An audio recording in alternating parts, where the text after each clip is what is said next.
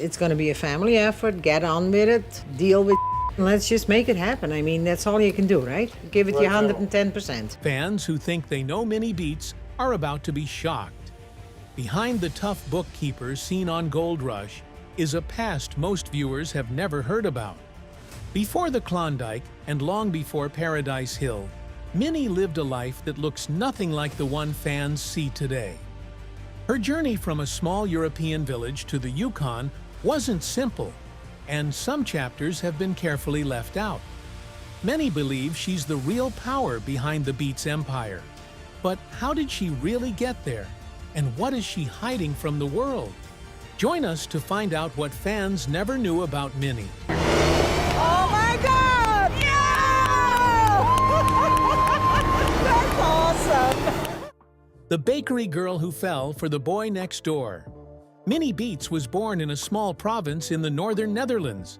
The village where she grew up had a population of approximately 400 people, small enough that everyone knew everyone, and new families moving to town represented major events in community life. She was one of 5 children, and her parents ran a bakery in their tiny Dutch village. Growing up in a bakery meant early mornings, the smell of fresh bread, and learning the value of hard work from parents who served their community through daily labor. The Beets family home created Minnie's foundation for the work ethic that defined her life in the Yukon. 5 children in a small village bakery meant they had the kind of tight family bonds that form when everyone works together toward common goals. She spent most of her early years alongside her siblings, though details about her brothers and sisters remain private, since Minnie has never publicly revealed information about her siblings' whereabouts or current lives. Education details are similarly scarce. Minnie Beets has never revealed her educational background, whether she completed secondary school, pursued vocational training, or left education early to help with the family bakery.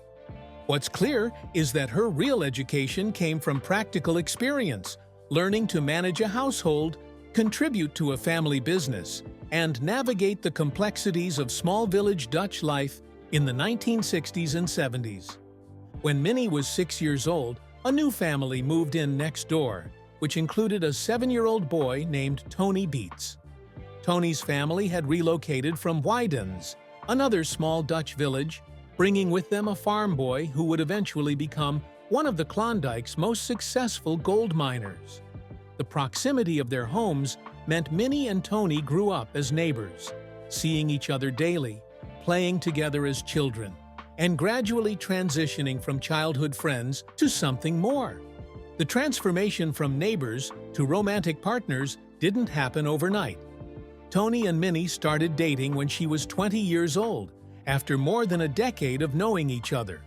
By this time, Tony was 21, no longer the 7-year-old who'd moved in next door, but a young man ready to take on the world.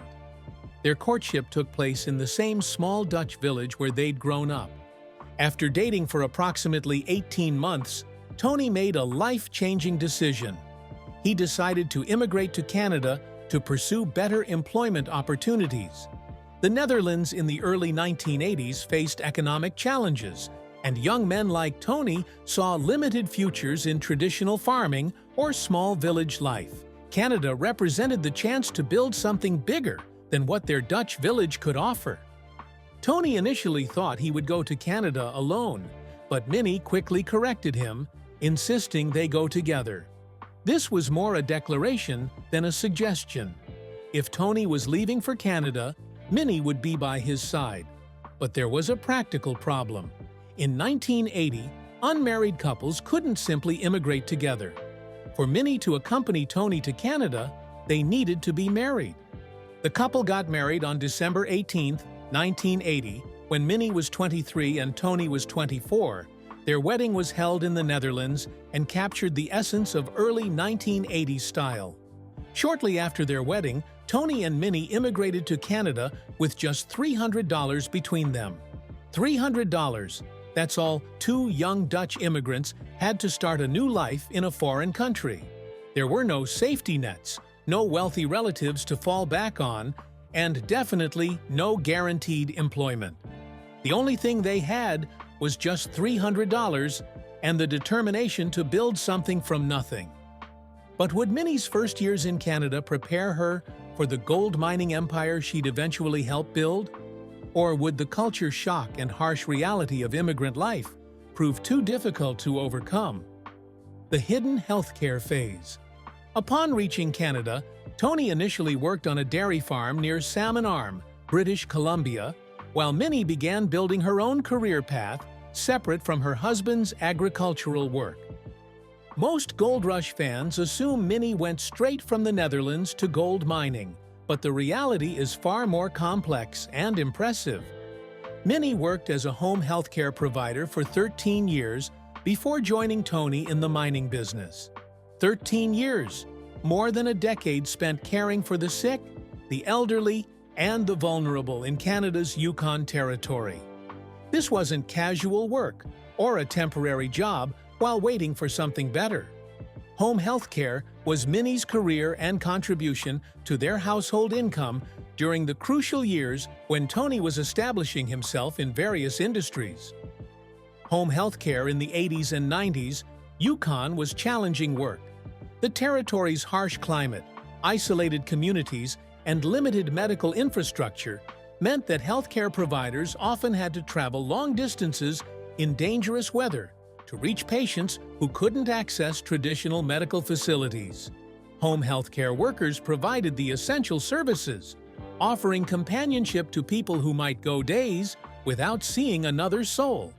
Initially, Minnie Beets worked in home healthcare, retail, and in a Dawson hamburger joint, suggesting she juggled multiple jobs simultaneously to make ends meet. The immigrant work ethic that brought her and Tony to Canada with $300 meant Minnie probably worked 50, 60, or even 70-hour weeks, combining healthcare shifts with retail work and restaurant employment to maximize income. The skills Minnie developed during her healthcare years were invaluable in her later mining life. Home healthcare taught her patience, crisis management, problem-solving under pressure, and the ability to function effectively in isolated, challenging environments. These exact skills helped her manage the Paradise Hill operation, where decisions must be made quickly, resources are limited, and the nearest hospital might be hours away across dangerous terrain. But Minnie's entrepreneurial ambitions extended beyond healthcare. She later bought and managed the hamburger joint in Dawson, where she'd been working, transforming from employee to business owner. Running a restaurant in Dawson, Yukon, a town with a population that swells during tourist season but remains small and isolated most of the year, requires different skills than healthcare work. Minnie had to manage inventory, handle suppliers, maintain health code compliance, hire and train staff, market the business, and keep customers happy while controlling costs. The restaurant business operates on thin profit margins, especially in remote locations where supply costs are high and customer bases fluctuate seasonally. During this period, Tony worked at the dairy farm near Salmon Arm, British Columbia, before deciding to move to Whitehorse, where he began working in a gold mining job. Tony's career moves meant Minnie faced a choice: continue building her healthcare career and restaurant business, or follow Tony into the uncertain world of gold mining. The decision to eventually abandon her established businesses to become Tony's bookkeeper wasn't a foregone conclusion. It showed a calculated risk that her partnership with Tony would ultimately prove more valuable than the independent career she'd built over 13 years. But would that gamble pay off? Or had Minnie sacrificed too much of her own professional identity to support Tony's dreams? The tragedy no one knew about. Tony and Minnie Beets have 5 children: Bianca, Kevin, Mike, Monica, and Jasmine. Most Gold Rush fans know about the 4 Beets children who work in the family mining operation and appear on the show. What they don't know is that the Beets family faced a devastating tragedy that shaped Minnie forever. Jasmine Beets was born on December 15, 1992, ironically, on Tony's birthday. She died on March 1st, 1993, when she was only 2.5 months old.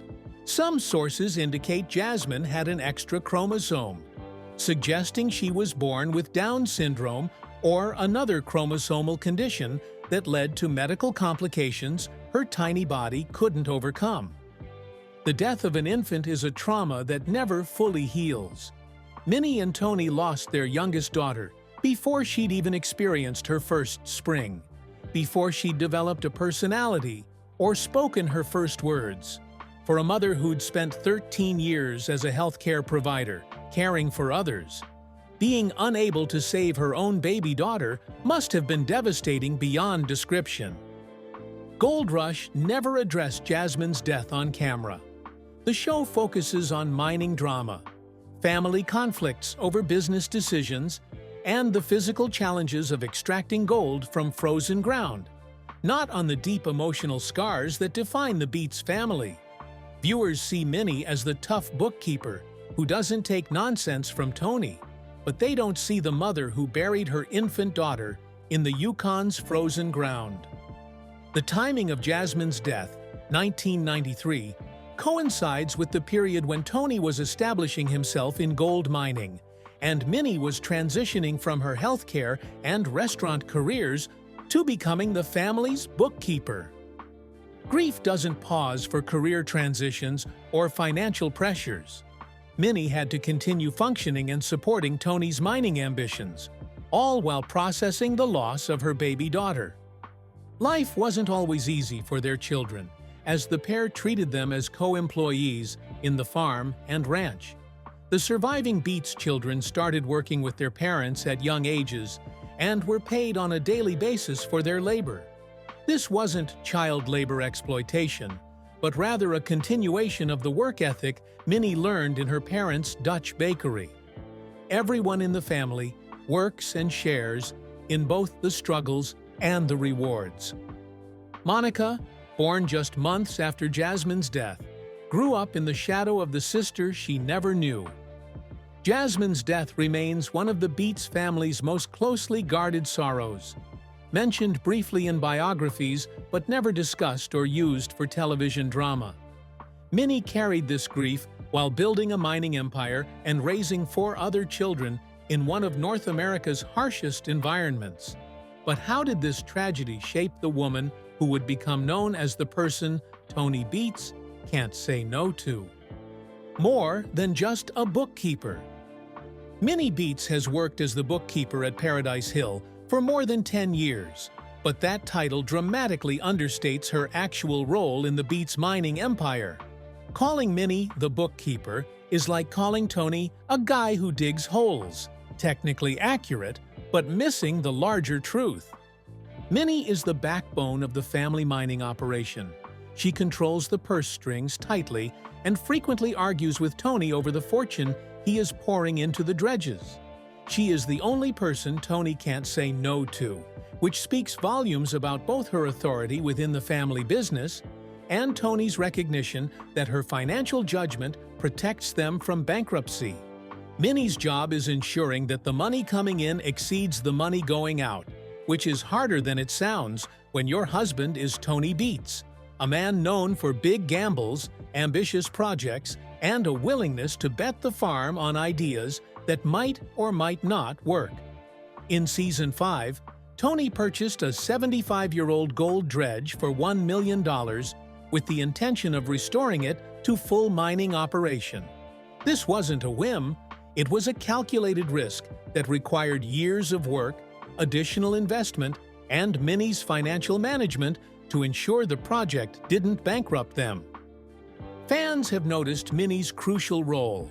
On Reddit, one user observed, "Tony gets all the credit, but it's Minnie that keeps the show on the road, keeping Tony from spending a fortune on his ideas," while another agreed, "She is the driving force of the Beets family, and I'm sure she is the boss at home, and Tony does everything she says." But Tony himself disagrees with the narrative that Minnie deserves all the credit. When asked by monsters and critics if Minnie is the secret to their success, he responded, "It's a 50-50 game, lady." This response reveals Tony's recognition that their partnership is exactly that, a partnership where both contribute essential but different skills. Minnie Beets is also involved in negotiating deals, hiring workers, and overseeing the day-to-day operations of the mine. She's not afraid to voice her opinions and challenge Tony when he makes risky decisions. The arguments between Tony and Minnie that appear on Gold Rush aren't stage drama, unlike other shows. They're genuine disagreements between business partners with different risk tolerances and different priorities. Minnie frequently argues with her husband about finances, and these arguments often play out on camera for millions of viewers. Gold Rush fans have watched Minnie push back on Tony's spending, question his priorities, and force him to justify expenditures before she'll approve them. This financial discipline has probably saved the Beets operation multiple times from catastrophic losses. Beyond bookkeeping, Minnie and the entire Beets family operate heavy machinery for the mining business. Gold Rush footage shows Minnie driving trucks, operating equipment, and doing physical labor alongside Tony and their children. She's not sitting in an office crunching numbers while others do the dirty work. She's out on a limb, getting muddy, working long hours, and demonstrating that financial management doesn't exempt anyone from manual labor. As of 2024, Minnie Beets has an estimated net worth of $1.5 million, accumulated through her role in the family mining operation and her appearances on Gold Rush.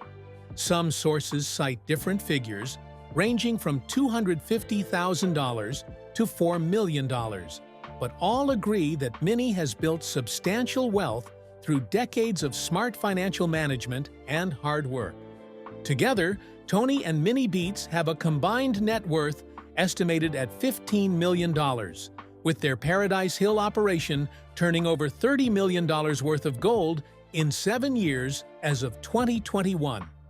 These are staggering numbers for two Dutch immigrants who arrived in Canada with $300, and they represent the fruits of over 40 years of backbreaking work, smart decisions, and the kind of partnership that turns immigrant dreams into multi-generational wealth. How does Minnie balance being both Tony's business partner and his wife after 6 decades together? Life with Tony Beets. Minnie and Tony Beets have been together for over 60 years if you count from when they first met as 6- and 7-year-old neighbors in the Netherlands. They've been married for over 40 years, weathering challenges that would destroy most relationships: immigrant poverty, business failures, the death of their infant daughter, raising 4 children in the Yukon's isolation, and the pressure of running a multi-million-dollar mining operation while being filmed for reality television. What makes their partnership work?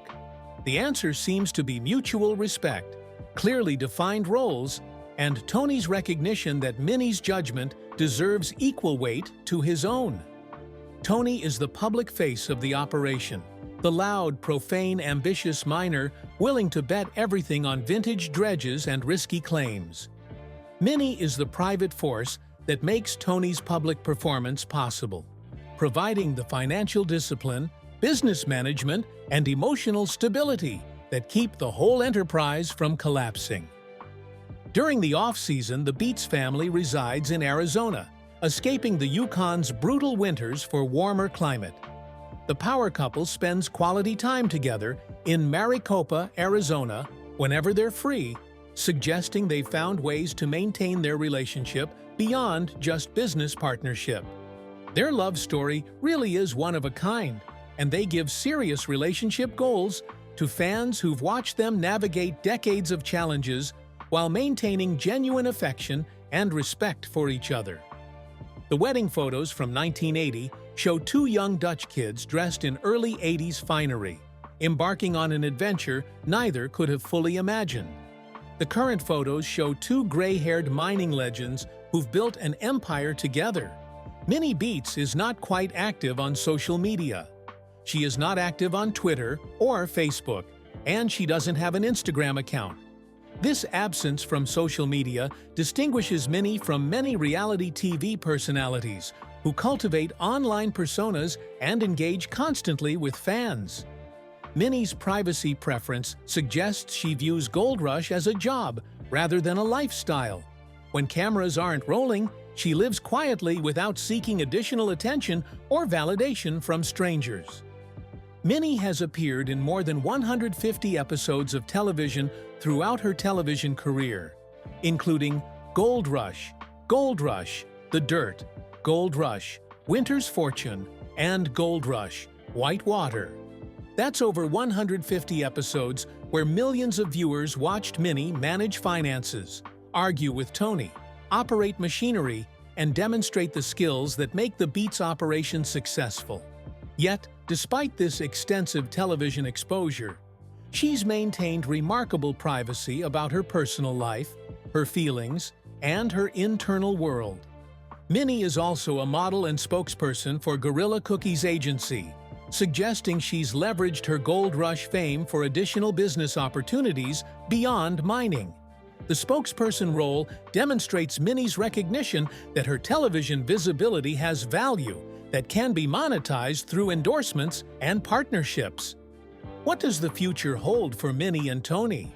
They're in their 60s now, operating in an industry that demands physical strength and endurance from people decades younger. Tony has said, "As long as I can still do it, hell, I'm gonna do it," suggesting he'll mine until his body literally can't anymore. Minnie will likely continue alongside him, managing finances and ensuring their operation remains profitable until they decide together that it's time to pass the torch to Kevin, Mike, and Monica. Their 4 adult children, all involved in the mining business, represent the future of the Beets operation. The knowledge transfer from Tony and Minnie to the next generation ensures that the empire built by 2 Dutch immigrants will continue long after its founders retire. Which aspect of Minnie's pre-Gold Rush life surprised you most? Do you think Minnie deserves more credit than Tony for the Beets operation's success? Share your thoughts with us in the comments section. Remember to like, share, and subscribe for more. Also, click the next video showing on your screen. You will enjoy it.